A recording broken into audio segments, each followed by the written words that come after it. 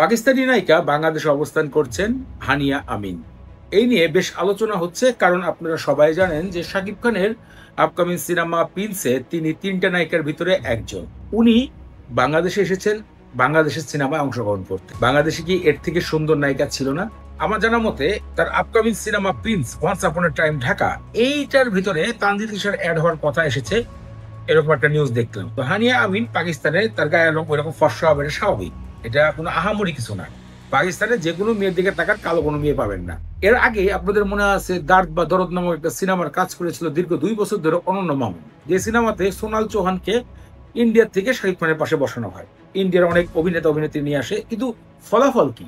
ফলাফল কি দার্দ cinema last time তাণ্ডব, বরবাদ এই সিনেমাগুলোর সাথে কি টক্কর দিতে পেরেছে? না। তাহলে বিগ বাজেট খরচ করে সিনেমা আমি প্রদর্শন করলাম, কিন্তু এর প্রফিট কোন দিকে যাচ্ছে এটা কিন্তু দেখতে হবে। আজকের ভিডিওতে আমি শুধু এই কথাই বলতে চাই যে বাইরের দেশ থেকে নায়িকা কেন বারবার আনা হচ্ছে, তাও আবার পাকিস্তান থেকে নিয়ে আসা হয়েছে। একবার চিন্তা করেন, যেখানে বাংলাদেশে কিন্তু সুন্দরী এবং ভালো অভিনয় জানা অনেক অভিনেত্রী রয়েছে, ছোট আর্টিস্ট রয়েছে, তারা কিন্তু শাকিব খানের সাথে বেশ মানিয়ে যাবে। কারণ বর্তমানে মেগাস্টারকে দিয়ে যে কোনো সিনেমা করলে হিট হচ্ছে, তার অভিনয় স্কেল আগের থেকে বেটার হচ্ছে।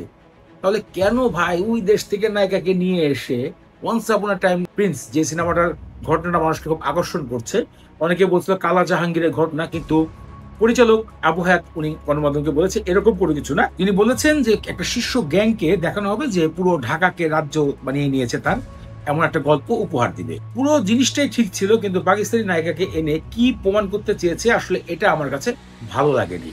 এটা আমার ব্যক্তিগত ব্যাপার, আমি একজন সিনেমা লাভার হিসাবে বলতে চাই, শাকিব খানের ফ্যান হিসাবে বলতে চাই যে আমার কাছে বেশ খারাপই লেগেছে যে বাংলাদেশে এত সুন্দর সুন্দর নায়িকা রয়েছে, কলকাতার ইদিকা পালও তো খারাপ না।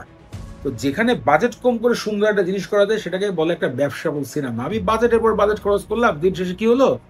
ওই শূন্য শূন্য হয়ে গেল, লাভ কি হলো? এইটাই বলতে চাই যে ভালো নায়িকা যে দেশের বাইরে রয়েছে তা কিন্তু না, বাংলাদেশেও ভালো নায়িকা রয়েছে। যদি একটু যাচাই বাছাই করা যায় অবশ্যই খুঁজে পাওয়া যাবে।